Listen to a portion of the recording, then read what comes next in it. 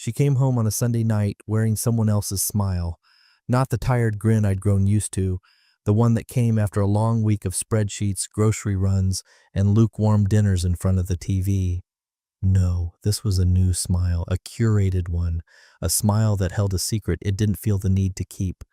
"I think you should find a hobby, Mike," she said, kicking off her shoes, dropping her phone onto the kitchen island without even glancing at me. "Something just for you, just for me," like I was some background character in a life she'd already rewritten. That's the thing about betrayal. It doesn't announce itself with fireworks. It whispers, it subtracts, it leaves the room quietly, leaving behind a version of the person you knew. But slightly off. Rebecca still cooked dinner on Tuesdays, still laughed at the news bloopers we used to watch before bed.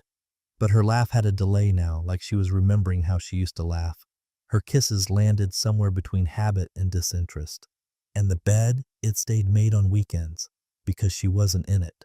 She started going on these wine weekends with two women from her office, Dana and Lauren, both divorced, both freshly empowered. I didn't protest. I'm not one of those guys. I've always believed trust isn't something you police. But when the trips turned from once every few months to every weekend without fail, even the most oblivious man starts doing math. And here's the ugly part. It wasn't jealousy. Not really. It was erasure. A slow, methodical removal of me from the equation. I'd cook something she used to love, Thai curry, heavy on the lime, and she'd pick at it, say, "Oh, I don't do heavy food anymore. Lauren's been helping me with my gut biome." Gut biome. As if the woman who once crushed 4 cheeseburgers on a road trip to Utah was now a fermented carrot evangelist. But I kept smiling, because that's what men do when they don't want to seem insecure. We nod. We say that's great. We tell ourselves it's probably just a phase, that women deserve space too, that maybe, just maybe, this change is good, until the moment you realize the change wasn't about her growing, it was about her leaving. One night she forgot her overnight bag in the car. I offered to grab it for her. She panicked, said no, said she needed to sort something first. A bag she never used to care about suddenly became sacred, like it carried a truth she couldn't afford me seeing. That night, I lay in bed staring at the ceiling, listening to the soft vibrations of her texts lighting up the nightstand. She thought I was asleep. I wasn't. And I couldn't help but think. I'd built a whole life with this woman. Mortgage, family plans, shared Spotify playlists. And now she couldn't even look me in the eye when I said I missed you.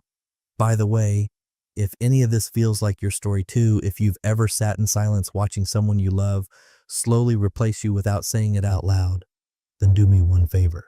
Hit subscribe. Over 97% of you listen without subscribing. But trust me, sharing stories like this, raw and unfiltered, is how we get through it. And your support, it's what keeps this channel going. Anyway, back to the Sunday night smile. It was paired with a scent I didn't recognize. Something expensive, not the lavender she always wore. This was muskier, confident, the kind of perfume you wear when you know someone will lean in close. I asked her how her weekend was. She said, freeing. Freeing. And that word hit me harder than any confession could have, because it wasn't designed to hurt. It was just honest. She felt free away from me, away from this house, away from the man who still made her coffee the way she liked it, even when she started leaving it untouched. The next morning, I found her writing something in a small leather notebook at the kitchen counter. She didn't notice I was behind her. Her handwriting still immaculate read, "Live for yourself. You've done enough. Now choose you." It wasn't addressed to anyone, but I knew it wasn't meant for me. She saw me and quickly flipped the page, smiled, said she was journaling. "Dana says it's good for clarity." Clarity. Right, I nodded, kissed her on the forehead, and while she took a call outside, I quietly pulled out an old device from the drawer, a tiny voice recorder I hadn't touched in years. I'd used it once to record an interview for a client project. I tested it, still worked. That night, I slipped it into the lining of her favorite handbag, the one she always took on those weekends. I told myself it was nothing, that I was being paranoid, that I was still the man she said forever to in front of 130 people and an aunt who cried through the vows. But deep down, I already knew this wasn't just a hobby suggestion. It was a warning shot. She was carving out a life without me, smiling while she did it. And now, I was done being the background character. I didn't sleep that night. Not because I was anxious, because I was alert. You know that animal instinct that kicks in when something's hunting you and you don't know where from? That's what it felt like. Except the hunter was the woman I built a life with, and the weapon wasn't claws or teeth, it was detachment. So I waited. She left early Monday, her usual Monday blues strangely absent. Normally, there'd be some grumbling, a comment about Lauren's micromanaging emails, or the AC being too cold in her office. This time, nothing. She kissed me on the cheek, called me champ, and walked out with a spring in her step like she was headed to brunch, not spreadsheets. The moment the door shut, I walked over to the window and watched her back out of the driveway. She didn't look back once. The bag was in the passenger seat. The same one I'd slipped the recorder into, stitched deep behind the lining, padded under a folded scarf she always carried but never wore. I waited exactly 10 hours, just long enough for her to forget, for the bag to live through her day untouched, just long enough for her to feel safe again. She got home around 7:40 p.m., said she was exhausted, said they had a 2-hour all-hands meeting and that she might take Tuesday off to just reset. Rough day?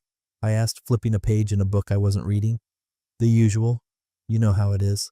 I nodded, smiled, let her shower, let her drink the green tea she now swore by. Then I excused myself to the garage, said I was organizing some tools. In reality, I had the recorder plugged into my laptop in a soundproof corner of my workshop. First 15 minutes, nothing. Just rustling, elevator dings, her typing. Then the ride home. Voices. 3 of them. Hers, Dana's, Lauren's, and Rebecca saying, "It's not about cheating. It's about rediscovering. We've sacrificed enough. Now, live for yourself." Then laughter. Then Dana. "Exactly. You've been someone's wife for too long. Spring will be your freedom date." More laughter. Ice clinking. One of them must have been sipping something from her thermos. Then Lauren. "He'll be fine. Guys like Mike, they just float into another routine like algae." Algae. I paused the audio, stared at the waveform on my screen like it might blink back. Not once did they mention another man. There was no affair, no hard evidence. But they didn't need names. The betrayal wasn't sexual. It was strategic. It was them rehearsing her exit, like it was a pitch deck for a new job. Except I was the job she'd already mentally quit. I let it play. At the 58-minute mark, Rebecca said something I will never forget. I used to feel lucky. Now I just feel dulled, like I've become a setting in his routine. Coffee, keys, kiss, repeat. I want to feel wild again. Wild. This was the same woman who once cried during a Target ad because the dad reminded her of me, the woman who used to say things like stability is sexy and left little notes in my lunchbox with dumb jokes and hearts. Now I was algae, a routine, a dull hum she was planning to mute. I played it all the way through. 2 hours. I took notes, labeled timestamps, not because I was building a case yet, but because clarity is a cold comfort, and I needed it. I didn't cry, I didn't scream, I didn't smash anything. Instead, I stood up, walked to the filing cabinet where I kept all our joint paperwork, and I pulled out the folder labeled contingency. That folder had been a joke when I started it years ago, a just-in-case file. Back when we were bulletproof and I thought prenups were for rich people and celebrities, but I had a habit of over-preparing. She used to tease me for it. Inside were bank statements, property agreements, documents she forgot she ever signed, and next to that folder, I slid in a new one. Label recordings. I made a backup. 2, actually. One went into a USB drive tucked inside an empty Altoids tin in my car. The other into a cloud folder with a password only I knew, and a failsafe link that would auto-send to my sister if I ever clicked the nuclear switch, because the truth wasn't just ugly, it was now documented. And the worst part, she had no idea. She kissed me goodnight that evening and called me babe, same as always, except now I was listening with different ears, waiting not to catch her in some cartoon villain act, but to see just how far she planned to go. The recorder was going back in the bag tomorrow. The ring had a habit of clinking against her mug when she stirred her tea, a small sound, but one I'd grown used to, a rhythm in the background of our life, metal on ceramic, like a reminder of continuity, so when I didn't hear it that Tuesday night, I noticed. It was sitting on her nightstand, next to her book, and a bottle of melatonin gummies. The same ring I knelt down with in a freezing cabin 15 years ago. The same ring that survived job losses, funerals, 2 failed rounds of IVF, and an almost divorce that we worked through. She didn't even glance at it as she changed into her pajamas. Just left it there, like an afterthought. "You forgot this," I said quietly, gesturing to it. She looked over and sighed. "My fingers are swollen. It's temporary." No emotion, no hesitation, just swollen. Temporary, like it was a skin rash. I nodded. "All right." She went to bed with a podcast in her ears. Something about mindfulness and reclaiming agency. The irony was enough to make me laugh. Quietly, inwardly, in that dead space behind the eyes, where real amusement dies and gets replaced by bitterness. She rolled away from me without even saying good night. Once her breathing steadied, I slipped out of bed and walked to the office. Opened my laptop. Typed in the password to the contingency folder. Yes. The yes was a holdover from her response when I proposed. Back when she couldn't imagine being without me. Back when her biggest fear was that I might change. Inside the folder were categorized subfolders. Accounts, property, recordings, legal, devices. I opened a new document under recordings. Entry, ring removed, day 3 post-recording, no justification, language, dismissive. Physical distancing noted. It felt sterile typing it out like that, but clinical distance was easier than heartbreak. I'd wasted enough years reacting emotionally. Now I was recording, tracking, preparing. What she didn't know was that our house wasn't legally our house. When we refinanced 5 years ago, I restructured the ownership through a family trust under my name. Standard liability planning. She signed the paperwork blindly, too busy planning her coworker's bachelorette party. The lawyer had chuckled at the time. "You're building a parachute just in case?"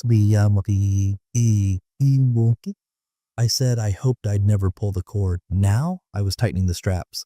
I opened our joint savings account that night, not to move anything, not yet, but to watch the patterns, her weekly withdrawals, the new boutique charges that didn't match her usual habits, an online seminar called Self Before System, a course designed for women reclaiming identity through radical transformation. That used to be a yoga class. Now it was psychological prep work for abandonment. I made another note: purchase, self-help course, timing aligns with group planning. Relevance. High.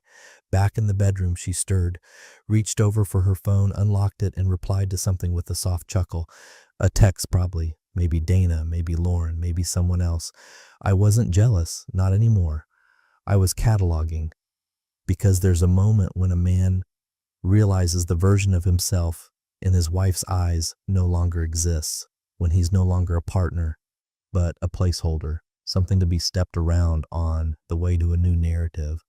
And that moment for me came not with a scream, but with the sound of silence where a ring used to be.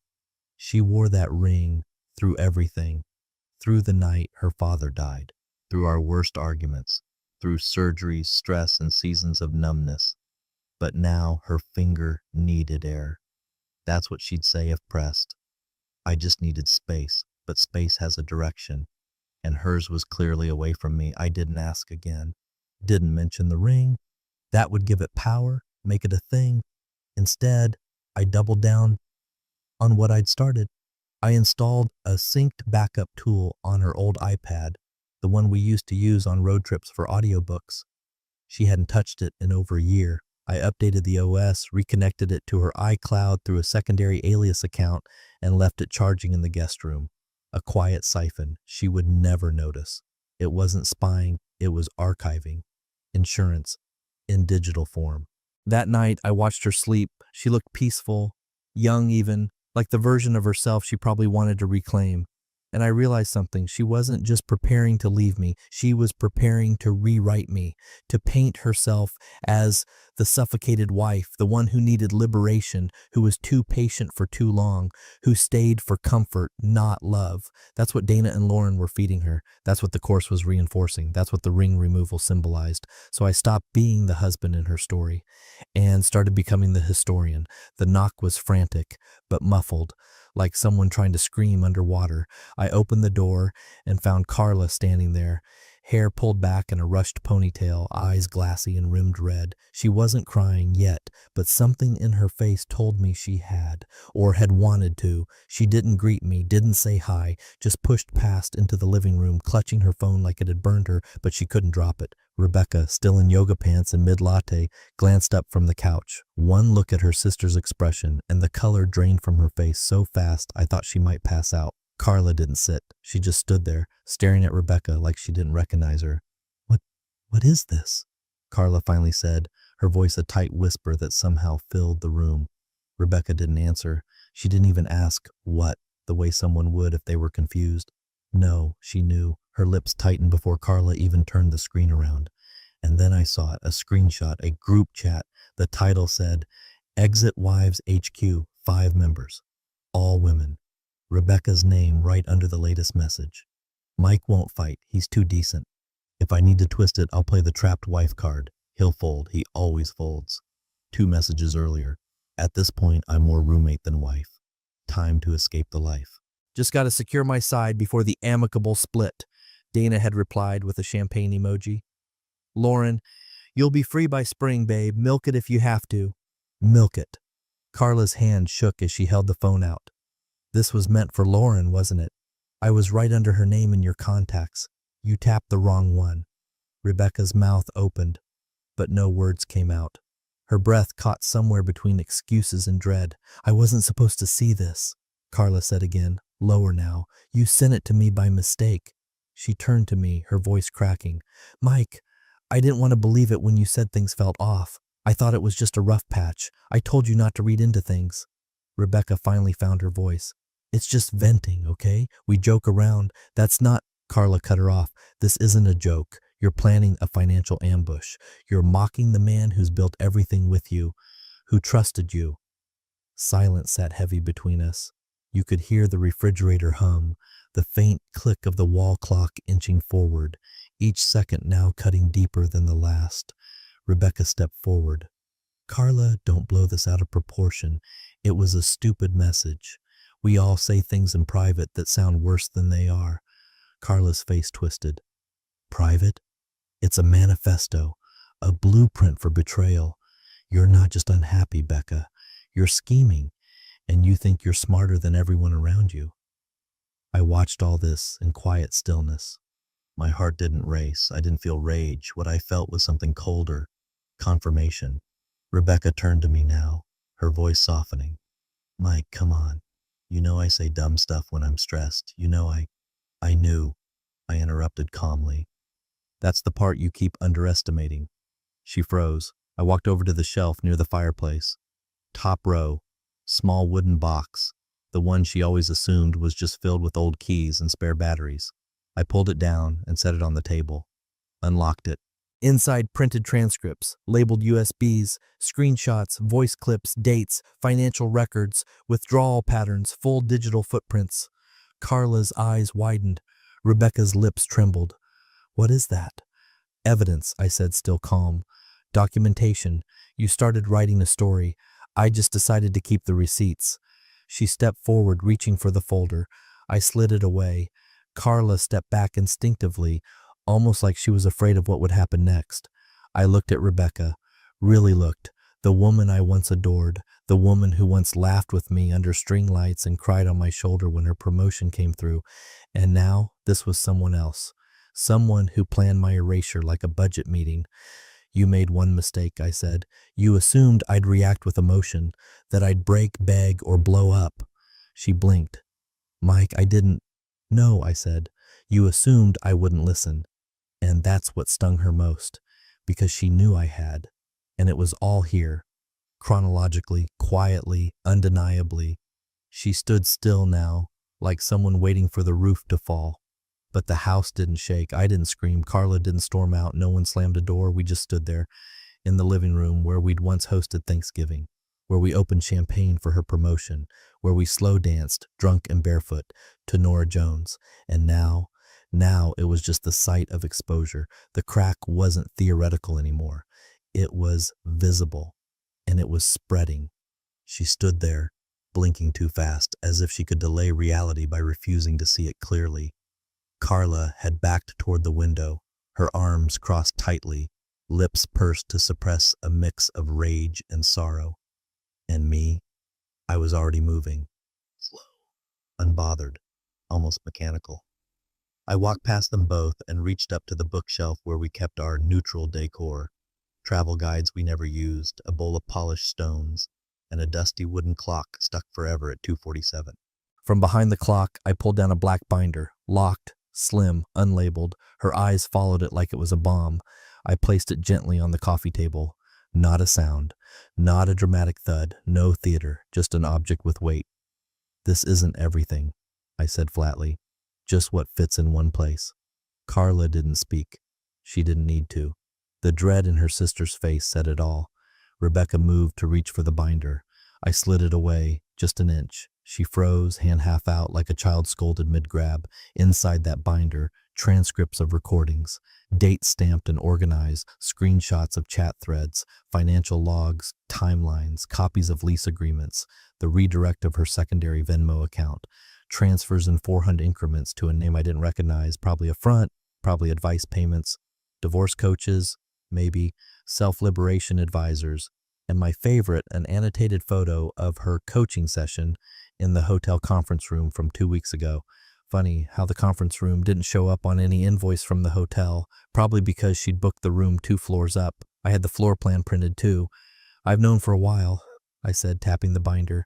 Her mouth parted. She tried to speak, to form some placating syllable, some soft deflection. But I wanted you to finish your sentence, I continued, still calm. I didn't want to interrupt the process. Figured I owed you that. Mike, she started, but I cut in. You're done now.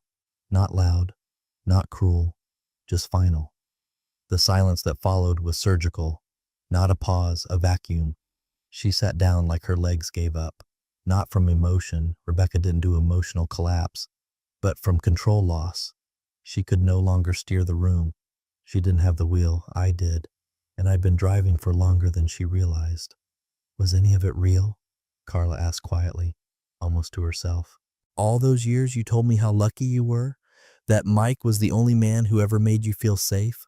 Rebecca looked like she wanted to say yes, but the words didn't come, because a yes would demand tears, sincerity, something authentic, something that hadn't been outsourced to a group chat. She turned to me instead. We could have talked. I raised an eyebrow. Talked? I wasn't going to hurt you, she added, as if that made a difference. No, just financially dismantle me while smiling through dinner, I said. Just keep the life, the house, the optics, until you had a clean exit and a convenient narrative. That's not fair. No, I nodded, leaning forward slightly. Fair would be me pretending not to know, just long enough to let you trip the legal landmines yourself. Her throat moved, no sound. Carla exhaled through her nose, eyes on the floor. I don't even know who you are anymore. Rebecca looked at her sister, desperation creeping in. I was overwhelmed. Dana and Lauren, they kept telling me that you deserved better. I cut in again. That being bored is abuse? That emotional discomfort equals permission? She didn't answer. I leaned back in my chair, calm. You thought I'd break, didn't you? I asked her.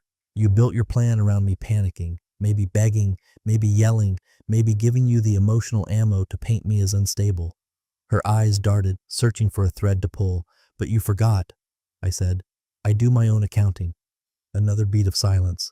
Then I opened the binder, just briefly, flipping to a tab labeled Clause 9, Post-Nuptial Activation Triggers. I didn't read it aloud. Just let her see it. Let her recognize the highlighted paragraph that outlined asset freeze upon suspicion or evidence of marital exit planning with third parties. Her eyes scanned it, then jumped to me. I signed that? 5 years ago, I said, the same week we were going to Lake Geneva. You were too excited to notice what you were initialing. Said, you handle the boring stuff, babe. So I did. Carla laughed once. Short, bitter. Rebecca didn't react. I closed the binder, stood up. You're not powerless, I said. You're just not in charge anymore. Then I turned and walked out of the room, leaving them both in the shadow of a truth I didn't have to shout. Because the game wasn't about noise. It was about control. And now, I had it. By the time Rebecca gathered the nerve to knock on my office door that evening, it was already done. I didn't look up from my screen when she stepped in, just clicked through the final confirmation email, one that triggered a cascading series of account freezes, beneficiary reassignments, and a security pass reset on all shared systems. She stood there, like someone trying to ask for directions without admitting they were lost. "What's going on with the bank?" she asked, flat but laced with an edge of urgency. "I tried to transfer something and access revoked," I said without emotion. "Clause 9. She stared blankly. "Clause what?" I turned in my chair slowly, hands clasped. "You really should have read what you signed. Postnuptial. Paragraph 11, line 2, clause 9. Activation in the event of suspected marital exit strategy or emotional infidelity planning." "That's not even real," she said quickly, like she was trying to swat away a wasp. I reached into the drawer beside me and pulled out a printed copy. Highlighted, signed, notarized, her initials on every page. "It's enforceable in our state," I added. "Verified it with 2 attorneys. One of them you already know." She tilted her head, confused. "Who?" "Ethan Weld," I said. "Your quiet separation lawyer." Her face fell. "Ethan? You went to school with him?" "I did," I nodded. "And when I saw the consultation confirmation come through on our shared calendar, marked private, but you forgot to change the color coding, I gave him a call, told him he had a conflict of interest. He agreed. Handed over a few very enlightening notes from your exploratory sessions before recusing himself. "You're lying," she whispered, but it sounded like she was trying to convince herself. I opened another document, Ethan's formal recusal, time-stamped and signed. "I'm really not." She sank into the chair across from me, her hands clenched into fists against her thighs. I could see her trying to calculate an angle, some leverage she thought she still had, but every door was already closed, every key turned, and she was just now realizing she no longer even had a map. "Rebecca," I said evenly, "you've spent the last 6 months planning an exit, thinking you were 2 steps ahead, but while you were dreaming about freedom, I was making sure every rope you tried to pull had already been cut." Her voice was smaller now. "This is punishment." "No," I said, "this is protection. You tried to turn our marriage into a strategy session, a performance. You underestimated one thing. I wasn't just the guy packing your lunch and folding laundry. I was the one managing the back end of your entire life." She opened her mouth, but no words came. "I froze your access," I continued, calm but surgical.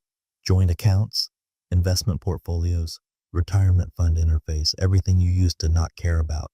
You can thank the power of boring logistics." "You can't just cut me out of everything," she said, voice rising slightly now, panic cracking through. "The car, leased in my name," I said. "You're welcome to keep driving it, but you'll be paying the insurance out of pocket, unless you want to return it to the dealership. I've already pre-notified them you may be surrendering." She stood up. "What about the house?" I smiled faintly. "Owned by a trust, which you signed off on during the refinance. Remember the boring paperwork you said I was good at? Trust's only listed beneficiary is me. The trust is not marital property. It's protected by structure. You don't own a wall in this house, not even a doorknob." She stared, then slowly turned in a circle, looking at the home she once thought she could stage a clean escape from. Every painting, every rug, every carefully curated shelf, none of it hers. "And before you even start thinking about contesting anything," I said, standing now too, "you may want to check your email. You should have received a message from Carter and Dunn." She looked down at her phone, fumbled to unlock it. Her hands were shaking now. "They're my legal counsel," I said, "and they've already filed an official notification of contract activation, full evidence submission, and motion for emergency financial protection per the postnuptial, which, by the way, you voluntarily signed during our renewal weekend retreat in Sedona. Romantic, wasn't it?" She scrolled in silence, lips parting slowly as she read the subject line. Then she looked up at me, not furious, not indignant, just stunned. She thought I'd be scrambling by now, lost, wounded, maybe sobbing quietly in the garage while she figured out who got the guest room and who got the wine fridge. Instead, she found a man who had already filed everything, backed it up, and timed it. And here's the cruel truth she couldn't wrap her head around. I never wanted it to come to this. But if she was going to turn our marriage into a transaction, then I was going to treat it like one. And she had just defaulted. The email hit at 9:42 a.m., right before the first staff meeting of the day. Subject: Internal Ethics Review Notification. Department 4B. Rebecca was mid-sip on her kombucha when it landed in her inbox. At first glance, it looked routine, the kind of CYA memo the company sent when someone forgot to log out of a Zoom room or left the printer jammed again. But then the CC list caught her eye. Executives, legal, HR, not a drill. Her phone vibrated immediately after. Then again. Slack pings, group texts, one coworker's half joking, half ominous. You good? She minimized the email and tried to compose herself, but her hands betrayed her. Twitchy, defensive, clicking between tabs like they could somehow shield her from what was coming. Her boss, Daryl, popped into her office before she could spin a story. "Can I have 5 minutes?" he asked, and it wasn't a question. In the small conference room, the door shut behind them with an authority that made her stomach drop. "There's been an anonymous submission," he began, sliding a folder across the table. "Serious one. HR is involved. They've requested immediate clarification." She opened the folder. Screenshots, her own messages, dated, group chat excerpts from Exit Wives HQ. Her typing. "Tuesdays are best for me. The internal calendar's quiet then. We'll call it confidence workshops on the schedule. My team won't care." Another. "Laptop cam's better than Zoom, feels more intimate." She swallowed. "These were logged using your company machine," Daryl said, voice flat. "And the timestamps coincide with blocked hours you'd marked as internal development sessions." "They were just conversations," she said quickly. "Supportive chats with friends, women going through things. It's not like I charged anyone."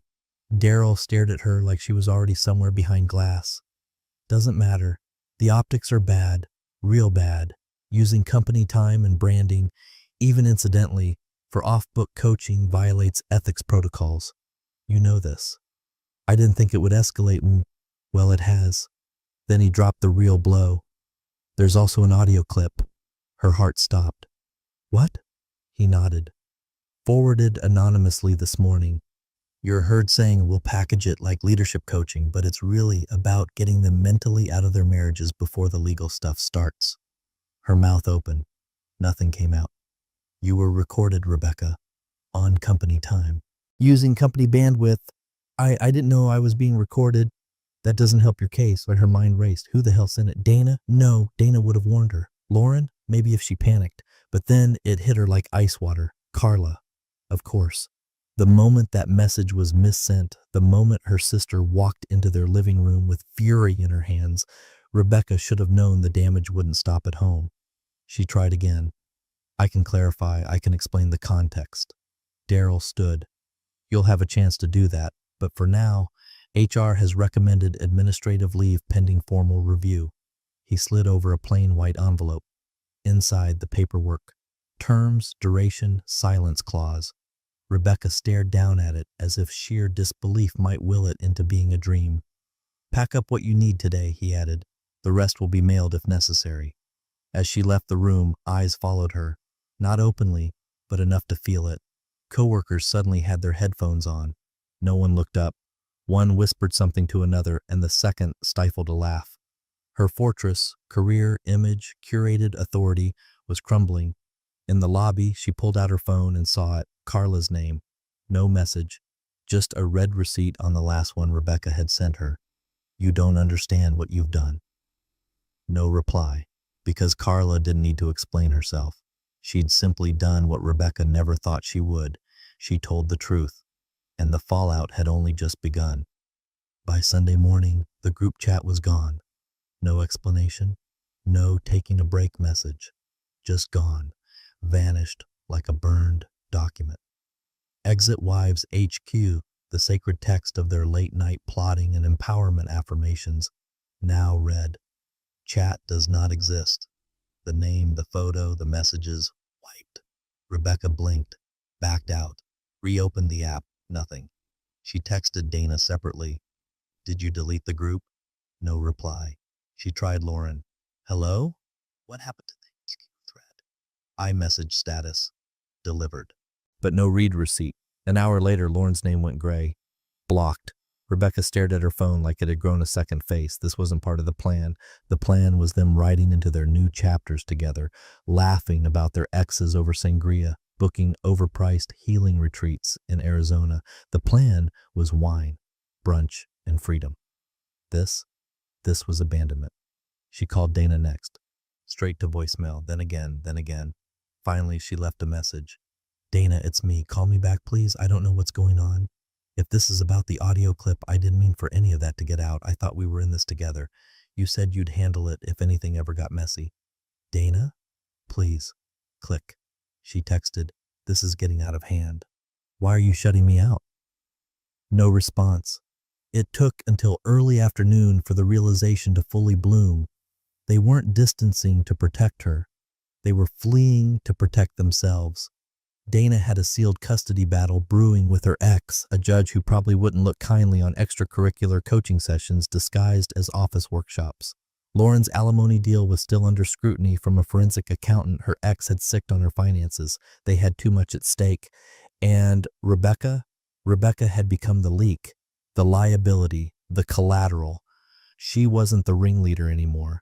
She was the stain. She tried calling Carla next, the one person who might still talk, the one she'd grown up with, shared bunk beds with, snuck wine coolers with in high school. But all she got was voicemail again. She didn't even leave a message this time, just sat with the silence, absorbing it like punishment. She scrolled Carla's social feed, desperate for a breadcrumb. That's when she saw it. A post from earlier that morning. Just a black and white image, quiet garden, blurred background, and the caption, you told him to live for himself. So he did. No tags, no context, but it hit like a gunshot. The comment section had already picked up on it. Someone replied, brutal, but fair. Another, she thought she was writing the story. Turns out he was holding the pen. Rebecca closed the app. She was shaking again. She opened the Notes app, started writing something, anything, to try to untangle the narrative. I never wanted to hurt anyone. I was trying to find myself. Everyone kept saying I deserved more, and I started to believe them, but I didn't know it would turn into... She stopped, backspaced the whole thing, because who was she even writing to? Not Michael. He wasn't answering.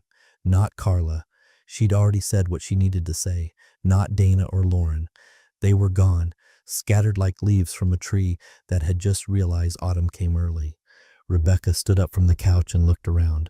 Same living room, same furniture, same candles she once lit before Michael came home from work. But the air felt different now. Not heavy, just empty. The kind of quiet you don't fill with music or TV. The kind of quiet that's earned, not by peace, but by exile. The package was small. No markings, no return address, just a plain, matte black box placed carefully inside her mailbox. Rebecca spotted it as she was pouring her third cup of coffee, the one she didn't need but drank out of habit. The only thing keeping her days structured now were routines she used to roll her eyes at. She'd started folding towels with military precision, alphabetizing spices. She even reorganized the junk drawer by battery size. But this package wasn't routine. It was interruption. It was wait.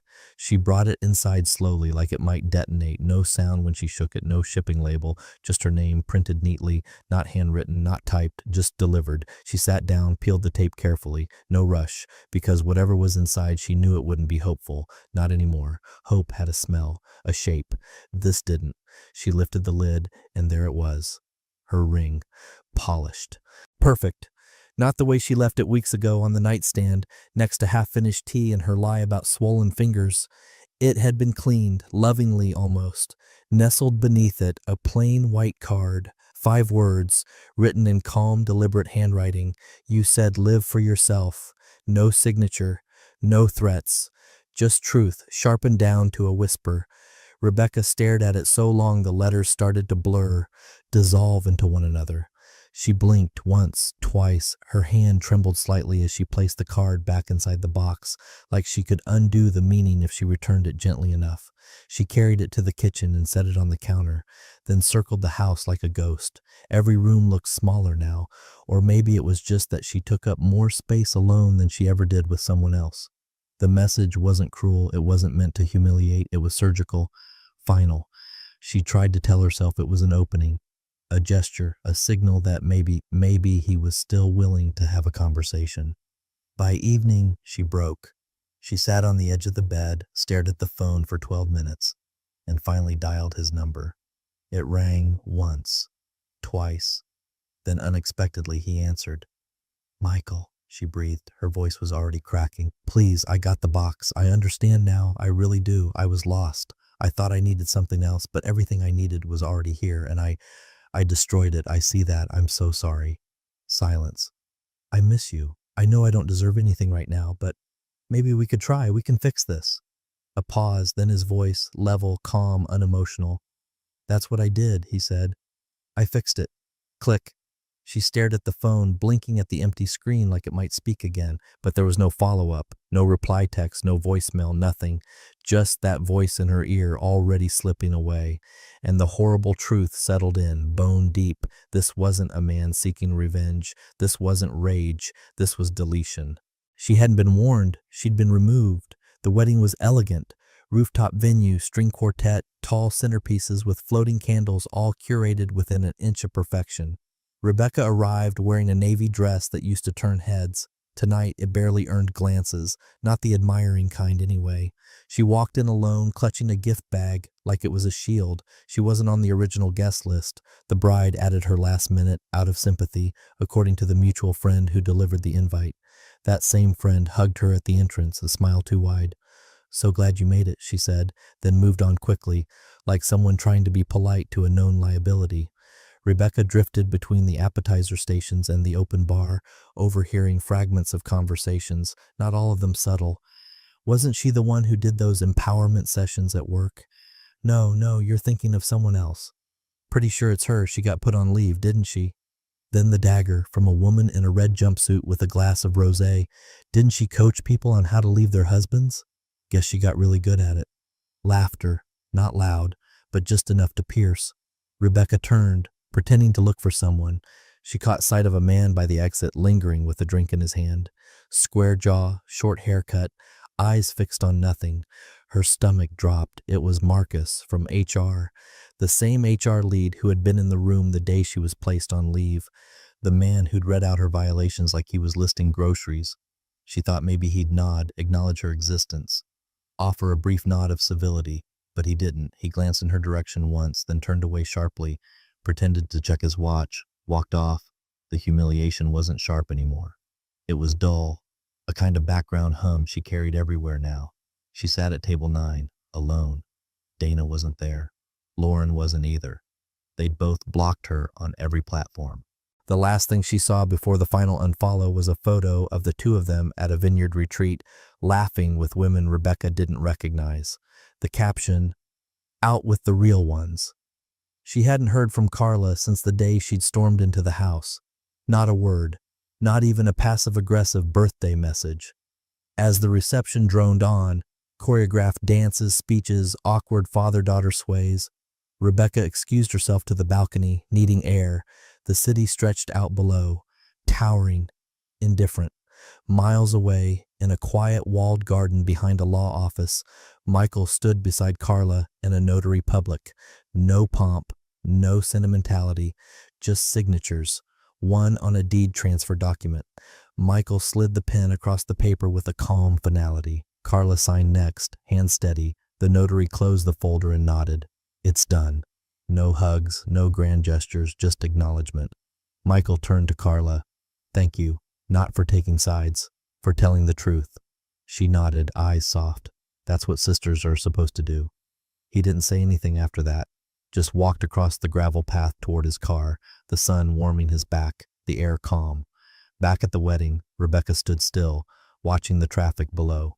Her ring was gone. Her inbox was quiet. Her phone hadn't buzzed in 3 hours. No more messages, no more coaching clients, no more status updates to control the narrative, and no way to stop the story others were now telling in hushed tones. When she walked into rooms like this one, she used to preach freedom, radical honesty, liberation. She turned marriages into exit plans. And now, she was the warning label. The ghost people whispered about but no longer trusted enough to invite fully in. A woman approached her on the balcony, someone from the groom's side. They exchanged glances. Then the woman gave her a polite smile and asked, "Do you mind? I promised someone a photo from this spot."